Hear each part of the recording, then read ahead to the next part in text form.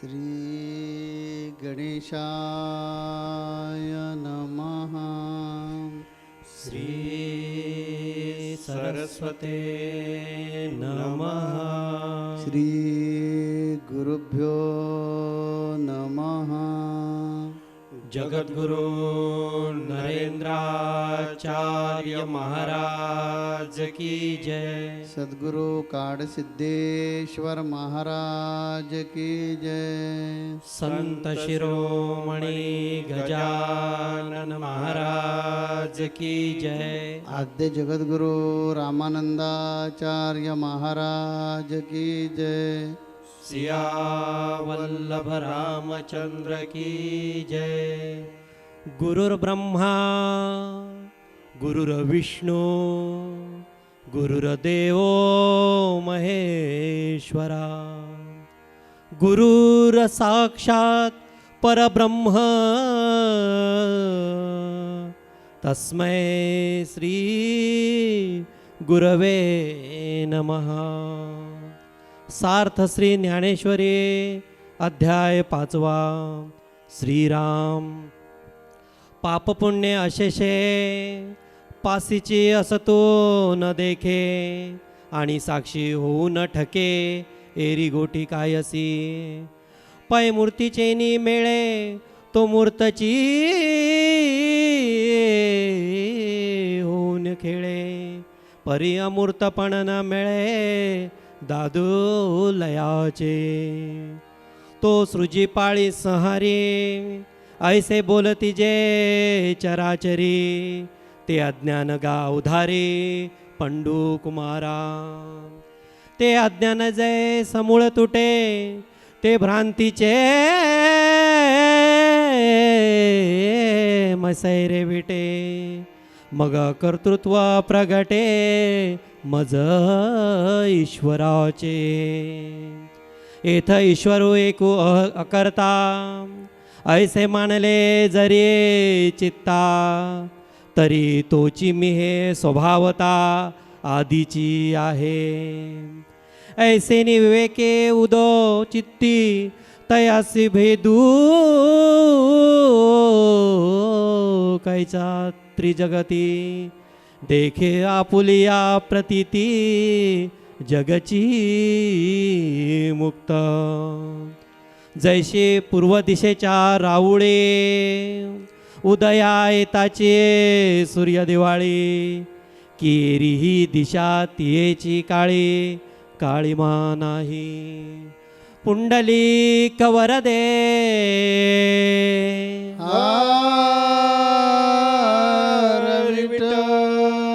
श्री ज्ञानदेव तुकाराम पंढरीनाथ महाराज की जय। जगद्गुरु नरेंद्राचार्य महाराज की जय।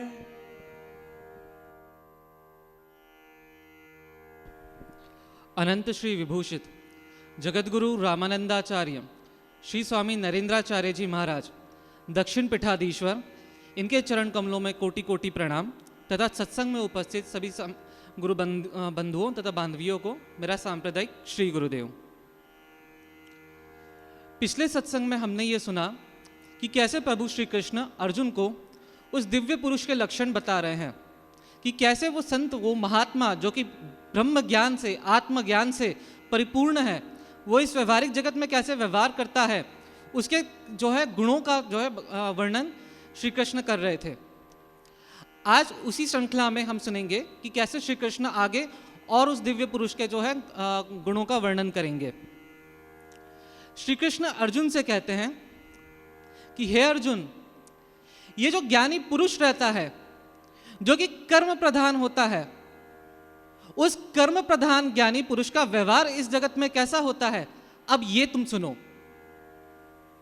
ये जो दिव्य पुरुष रहता है ये संपूर्ण संसार में जो है मुक्त रूप से विचरण तो करता है, परंतु इतना ज्ञान होने के बाद भी उस ज्ञान का कभी वो बखान नहीं करता, दिखावा नहीं करता है, क्योंकि उसका ज्ञान इतना परिपूर्ण रहता है, उसमें इतनी आत्म तृप्ति रहती है जिसके कारण इस संसार में किसी प्रकार का दिखावा वो नहीं करता है।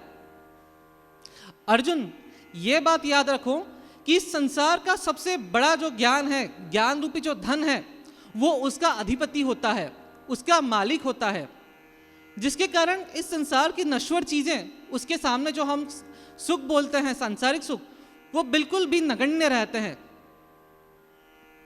ये जो दिव्य पुरुष रहता है, ऐसा मान लो कि निवृत्ति की साक्षात जो है मूर्त रूप जो है, ये दिव्य पुरुष रहता है। ऐसे पुरुषों के, ऐसा जो दिव्य पुरुष रहता है, संत महात्मा रहता है, उसके चरणों में अष्टसिद्धि, नवनिधि, लक्ष्मी, कुबेर, इंद्रादि देवता, ये सारे उसके चरणों की सेवा के लिए तत्पर रहते हैं। परंतु अर्जुन, ये बात बहुत विचार करने की है कि इतनी सारी चीजें, इतना सारा वैभव उस संत के चरणों में होने के बाद भी वो संत एक नजर भी इन चीजों को नहीं देखता है। अर्थात वो संत इतना निवृत्त रहता है, प्रवृत्ति से इतना निवृत्त रहता है कि इन चीजों के उसके चरणों के आश्रय लिए होने का पता भी उस संत को नहीं चलता है, इतनी वो निवृत्ति रहती है। संत ज्ञानेश्वर जी प्रथम पंक्ति में कहते हैं, 15वें श्लोक की प्रथम पंक्ति में कहते हैं, पाप पुण्य चे अवशेषे पासची असुनी न देखे आणि साक्षी होऊन ना ठके येरी गोठी कायशी। संत ज्ञानेश्वर जी यहां पर एक तर्कपूर्ण सिद्धांत का प्रतिपादन करते हैं कि किसी वस्तु को या किसी घटना को या किसी व्यक्ति को नजरअंदाज करने के लिए पहले आपको उस व्यक्ति, वस्तु या घटना को संज्ञान में लेना होगा। व्यवहारिक जगत के उदाहरण से बताता हूं। जैसे आप मेरे सामने खड़े हैं, मैंने आपको देखा, अर्थात आपको संज्ञान में लिया, उसके बाद मैं आपको नजरअंदाज करते हुए आपके सामने से निकल गया। पर यहां पर प्रभु श्री कृष्ण जो कह रहे हैं वो तत्व भिन्न है। प्रभु ये कह रहे हैं कि संत उनके चरणों में पड़ी हुई उस वैभव को, समृद्धि को नजरअंदाज नहीं कर रहे हैं, क्योंकि जैसे मैंने अभी बताया कि नजरअंदाज करने के लिए पहले आपको उसको संज्ञान में लेना होगा। संत वो होता है जो अपने आश्रय में पड़ी हुई, आश्रय चरण शरण जिस समृद्धि ने ले रखी है, उसको एक नजर भी नहीं देखता, अर्थात उससे साक्षीभूत नहीं होता। कृष्ण अर्जुन से कहते हैं कि संत होता ही वही है। ये दिव्य पुरुष का लक्षण ही सबसे बड़ा है कि इतनी वैभव, इतनी संपदा अपनी शरण में होने के बाद भी उस पुरुष को जो है ये पता नहीं रहता कि इतनी संपदा मेरे पास है, इतनी वो निवृत्ति रहती है। उस निवृत्ति के कारण ही ये संत जो है बाकी सामान्य लोगों से पूर्णतः भिन्न रहता है। और समझो, उनको मालूम है इतने इतनी चीज है, तो भी उनको वैल्यू उनकी क्यों नहीं लगती? क्योंकि उनको मालूम है ये सब चीज वस्तु से परमात्मा की तुलना कभी भी नहीं हो सकती, और मैं तो परमात्मा हूँ। इस कारण कौन सी आप जिसको मौल्यवान वस्तु समझते हैं, साधु संतों के लिए वो जो चीज वस्तु रहती है वो यचकिंचित रहती है, क्योंकि वो तुलना किससे करता है? परमात्मा से। समझो आपको एक 50 किलो सोना दे दिया, तो आपको उनकी वैल्यू मालूम है, इसी कारण बाप रे बहुत बड़ा मुझे धन मिला। संतों को समझो 50 किलो सोना मिल गया है, उनके आश्रम में या अगल बगल में पड़ गया है, ऐसे समझो, तो उनको कीमत उसकी मालूम नहीं है, ऐसे नहीं है। लेकिन वो क्या समझते हैं कि इसकी कितनी कीमत होगी? इसे तो ज़्यादा कीमत कौन किसकी है? परमात्मा के, और वो परमात्मा हम है, ऐसे है। इसी कारण उन्होंने देखा तो दुर्लक्ष नहीं करते उनको, लेकिन उसके कुछ ऐसा कुछ उनको लगता नहीं कि ठीक है मेरे पास चाहिए, ऐसे लगता नहीं, क्योंकि मेरे पास यानी मैं ही ये सब जगत का प्रमुख है, मालिक है, ऐसा उनका स्वभाव रहता है। इसी कारण उनको कितना भी श्रीमंती उनके चरणों पे अपने लाकर दे दी तो भी वो वैभव में कभी फंसता नहीं।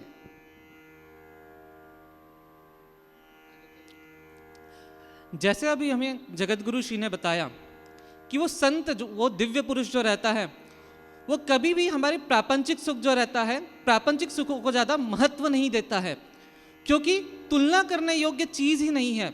वो परम तत्व, वो परमात्मा, वो ज्ञान जो कि एक ही है विश्व में, उसके बराबर कोई आ ही नहीं सकता।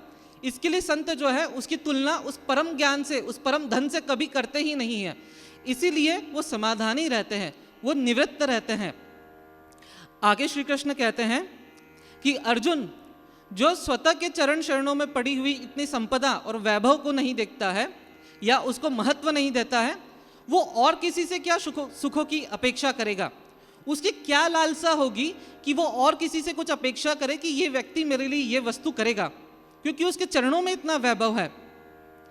जैसे बताना चाहूँगा कि जब विश्वामित्र आते हैं दशरथ राजा के यहाँ, राम विवाह के पश्चात जब वो जाने लगते हैं, तब दशरथ जी उनसे कहते हैं कि नाथ सकल संपदा तुम्हारी, मैं सेवक समेत सुतनारी। अर्थात मैं इतना बड़ा राजा हूं पर फिर भी मैं आपका दास हूं, सेवक हूं, ये संपूर्ण संपत्ति आपकी है। कहने का तात्पर्य कि इतना बड़ा एक राज्य का अधिपति राजा उस संत के सामने नतमस्तक होता है, अपनी संपूर्ण संपत्ति को उस संत के चरणों में अर्पित करके कहता है कि मैं आपका सेवक हूं। परंतु वो संत ही ऐसा होता है कि वो उस किसी भी चीज़ की अपेक्षा नहीं करता, मांग नहीं करता है, इतनी उसकी निवृत्ति होती है। संत का स्वभाव यही होता है कि वो सारी चीज़ों प्रपंच को कर कर भी उससे विरक्त रहता है।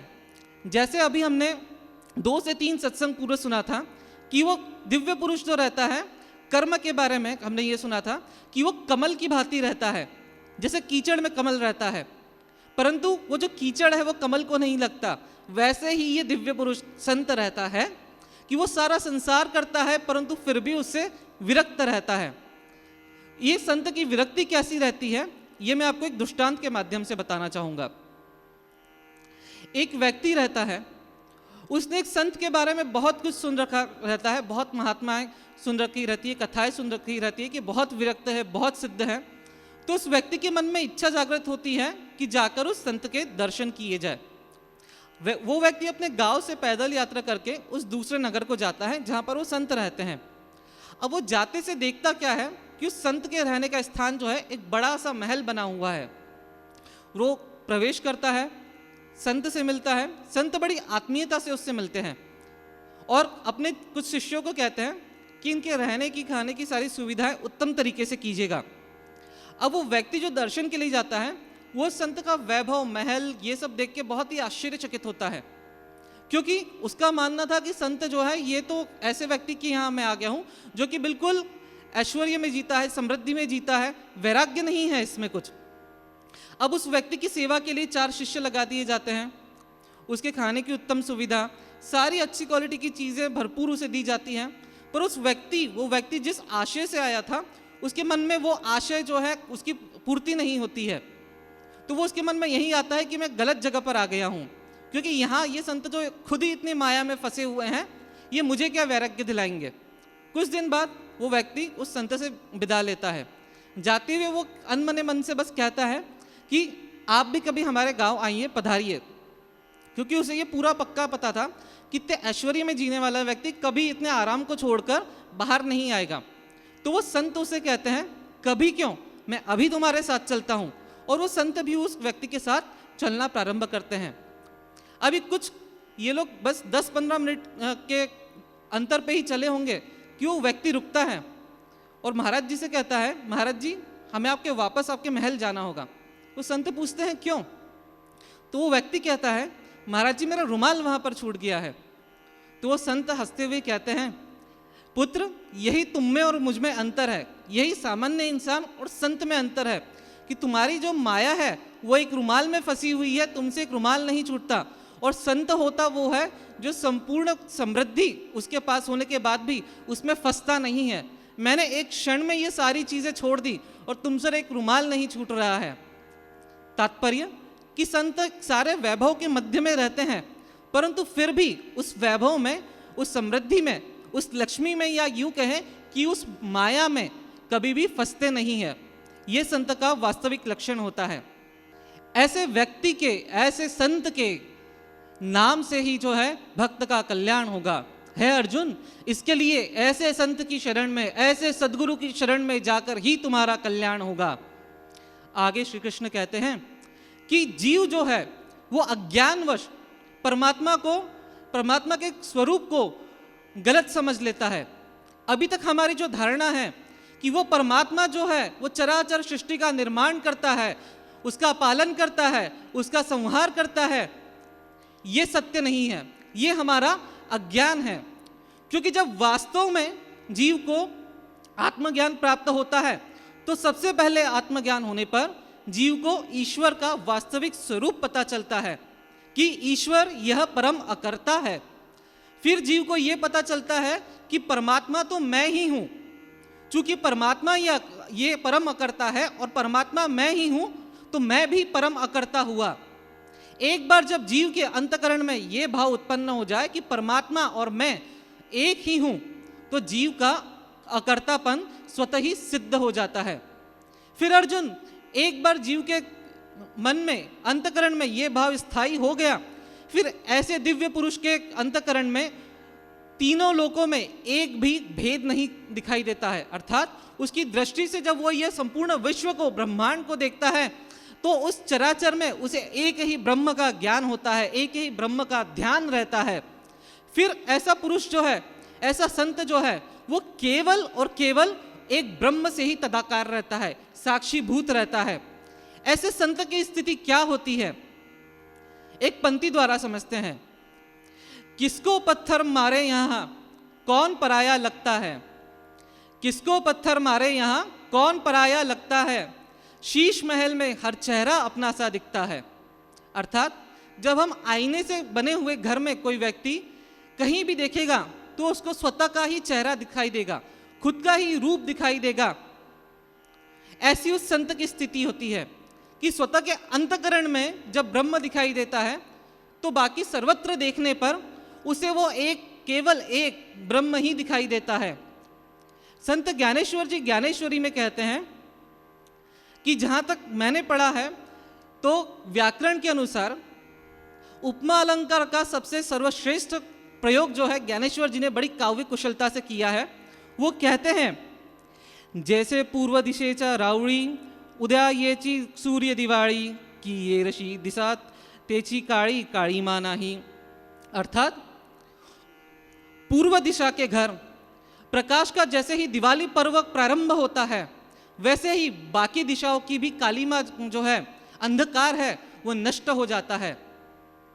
ज्ञानेश्वर महाराज जी कहना चाहते हैं, जैसे पूर्व दिशा में एक बार सूर्य का उदय हुआ तो बाकी दिशाएं हैं वहां का भी अंधकार नष्ट हो जाता है। वैसे ही एक बार जीव के अंतकरण में ब्रह्म का उदय हो जाए, आत्मज्ञान का उदय हो जाए, तो बाकी संपूर्ण संसार में जो अज्ञान है, अर्थात जो भेद दिखाई देते हैं, वो भेद नष्ट हो जाते हैं और वह जो है संत, उसके दृष्टि से केवल और केवल संपूर्ण विश्व जो है एक ब्रह्ममय ही दिखाई देता है। फिर एक बार जब उस संत को सारी चीजें ब्रह्ममय दिखनी चालू हो जाती हैं, फिर वो संपूर्ण संसार में खुद का रूप देखता है। और जब वो संत एक बार जब संपूर्ण विश्व में खुद का रूप देखना चालू करता है, तो उसके बाद वो खुद को ही सब में देखता है और जितना वो ध्यान खुद का रखता है, उससे ज्यादा ध्यान वो इस विश्व का रखना चालू करता है। इसलिए आप लोगों ने देखा होगा कि जगतगुरु श्री और बाकी साधु समाज जितने जन कल्याण के कार्यक्रम करते हैं, कार्य करते हैं, समाज का उत्थान का कार्य करते हैं, क्या जरूरत है? वो चाहे तो हिमालय में जाए, ब्रह्म ज्ञान हो गया है, ध्यान लगाए, परंतु नहीं, उन्हें ये पता है कि मुझ में जो ब्रह्म है वही ब्रह्म इस संपूर्ण संसार में है। तो मेरे खुद के प्रति मेरी जो जिम्मेदारी है, वैसे ही मेरी जिम्मेदारी इस संपूर्ण समाज के प्रति है। इसीलिए विविध प्रकार के उपक्रमों द्वारा जगतगुरु श्री जो हैं वो बहुत से समाज कल्याण के कार्य करते हैं। एम्बुलेंस की सेवा जो शुरू की है, दुर्बल घटक पुनरुत्थान का जो कार्य किया है, स्कूल बनाया है। ये कर्म सन्यासी में समझने में गफलत हो जाती है। ये देखिए कि जब ये कर्म सन्यासी होता है ना, तो बस ऐसे कुछ करना नहीं पड़ता, वो आपसे आप भगवंत के प्रेरणा से आपसे आप हो जाता है। हम कभी भी ऐसा विशेष प्रयत्न करवा के या संकल्प करवा के करते नहीं हैं। कभी भी देखिए, आपको कभी हमने कुछ आह्वान किया है क्या कि मुझे ये करने का है और ये करने के लिए इतना इतना दक्षिणा दो या इतना दान करो, फलाना करो, मुझे ये चलाने का है, मुझे वो करने का है, ऐसा कभी भी नहीं आपको सुनने को मिलेगा। क्यों? क्योंकि हम करते ही नहीं हैं।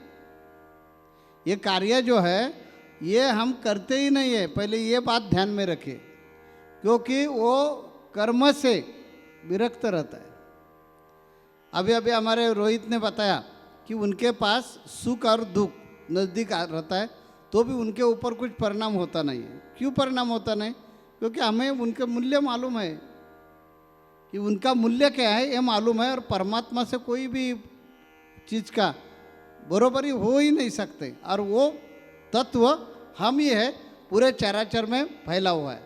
तो ये जो कार्य होता है, स्वामी जी ऐसे करते हैं, स्वामी जी वैसे करते हैं, अभी हम अनेक प्रवचनकारों के मुख से जो सुनते हैं, तो सचमुच हम बोलते हैं, मेरे गुरु महाराज की कसम खाकर बोलते हैं, कभी भी ऐसे हमारे मन में आते ही नहीं है ये एम्बुलेंस चलाना चाहिए, स्कूल खोलना चाहिए, फलानी चीज़ करना चाहिए। वो आपसे आप हो जाती है, उसके लिए संकल्प आता ही नहीं है। जैसे ये विश्व निर्माण हो गया ना, तो विश्व निर्माण होते समय परमात्मा ने कुछ ऐसा विशेष प्रयत्न नहीं किया सृष्टि निर्माण होने के लिए, वो आपसे आप तैयार हो गई। उनके मन में या परमात्मा में ऐसा एक उमंग निर्माण हो गया, एक तरंग हो निर्माण गया, और तरंग से गुणक्षोभिनी तैयार हो गई, माया तैयार हो गई। और माया और भगवंत के अस्तित्व भगवंत से नहीं हुई है, ये ध्यान में रखिए। वैसे हम करने वाले कोई नहीं, सिर्फ अस्तित्व। क्या भगत लोगों को लगता है स्वामी जी करने वाले है ना? स्वामी जी ने कोई भी भगत लोगों को पूछिए कि बोला क्या कि एम्बुलेंस के लिए पैसा दे दो, स्कूल चलाने के लिए पैसा दे दो, इधर भोजन का भंडारा शुरू करने का पैसा दे दो, नहीं। लेकिन स्वामी जी के अस्तित्व उसमें है, ये जानकर लोग मदद करते हैं ना, वैसे ही सृष्टि की निर्मित हो गई है।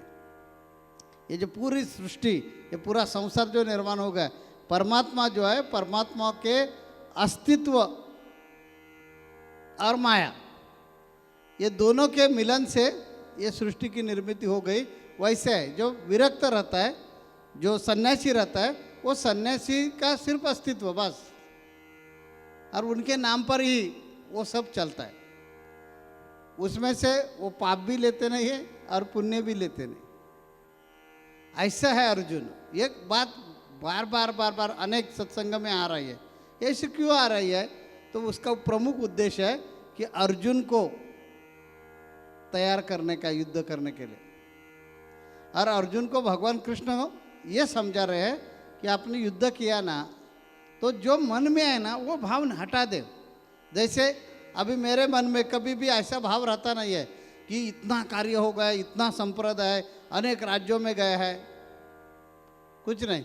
वो भगवान को जहाँ जहाँ पहुँचाने का है, जहाँ जहाँ जाकर कार्य करवा कर लेने का है, वहाँ वहाँ भगवान ऐसी व्यवस्था करता है कि कोई आप जैसे लोग आते हैं यहाँ नानी धाम में, और बाद में वो ऑस्ट्रेलिया में जाते हैं, उधर सत्संग शुरू करते हैं। कोई जापान में जाकर सत्संग शुरू करते हैं, कोई अमेरिका में जाकर सत्संग शुरू करते हैं, कोई यूपी में जाकर सत्संग शुरू करते हैं। उधर हम जाने की ज़रूरत है क्या? हमने ऑस्ट्रेलिया तो कभी भी देखी नहीं है अभी तक। उधर हम गए हैं क्या प्रचार करने के लिए? नहीं, सिर्फ हमारा अस्तित्व है। और भगवान ने ये योजना की है कि वो शुरू करने का, और भगवान करके लेता है। वैसे अर्जुन आप तैयार हो जाइए कि ये जो भगवान को स्पष्ट शब्दों में बताने का है, तो ये बताने का है कि युद्ध जो है वो युद्ध का तय हमने ही किया है, और हमें युद्ध आवश्यक लग रहा है क्योंकि नीति और अनीति का ये युद्ध है। इधर कौरव और पांडवों का संबंध ही नहीं है, ये सिर्फ निमित्त है। ये सिर्फ निमित्त है, हमें ये करवा के लेने का ही है। और वो कार्य में आपको हमने क्या कि एक पात्र नियुक्त किया है, यानी आपको इसके लिए आप योग्य है ऐसे समझकर लिए है और आपके हाथों से कार्य करवा के ले रहे हैं। ये आपके बात ध्यान में क्यों नहीं आ रही है? और कर्ता कर्मी तो हम है और आपको अर्जुन लग रहा है कि नहीं नहीं, ये हमने मार दिया तो बहुत पाप हो जाएगा, हम युद्ध नहीं करेंगे। ऐसे आप विचार लेकर मन में आप जो बैठ रहे हैं ये योग्य नहीं है। इस कारण भगवान कृष्ण उनको कर्म सन्यासी जो है उनके लक्षण बता रहे हैं कि कर्म सन्यासी कैसे रहते हैं। वो बिल्कुल उदास रहते हैं। वैसे आप युद्ध के लिए उदास रहिए कि मैं मारने वाला है, ये ध्यान से हटाइए।